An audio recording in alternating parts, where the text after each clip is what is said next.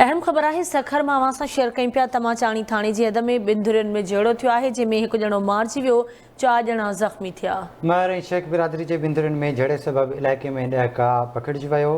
तव्हांखे सखर मां ख़बर ॾियूं पिया। तमाचाणी थाणे जी हद में बिन धुरियुनि में झेड़ो थियो आहे, जंहिंमें हिकु ॼणो मारिजी वियो आहे, 4 ॼणा ज़ख़्मी आहिनि। महर ऐं शेख बिरादरी जे बिन धुरियुनि में झेड़े सबबि इलाइक़े में 10 का पकड़िजी वियो आहे। सखर में तमाचाणी थाणे जी हद में बिन धुरियुनि में झेड़ो, हिकु ॼणो मारिजी वियो आहे, 4 ॼणा ज़ख़्मी थिया। महर ऐं शेख बिरादरी जी बिन धुरियुनि में झेड़े सबबि इलाइक़े में 10 का पकड़िजी वियो आहे।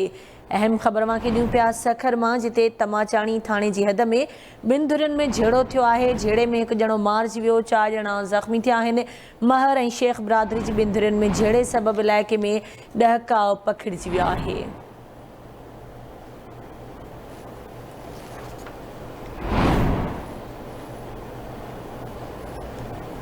सखर मां खे ख़बर ॾियूं पिया। तमाचाणी थाणे जी हद में बिन धुरियुनि में झेड़ो थियो आहे, जंहिंमें हिकु ॼणो मारिजी वियो आहे, 4 ॼणा ज़ख़्मी आहिनि। तफ़सील मालूम कंदासीं सखर मां आवाज़ जे रिपोर्टर शाहिद चना खां। शाहिद, कहिड़ा तफ़सील आहिनि, आगाह कजो।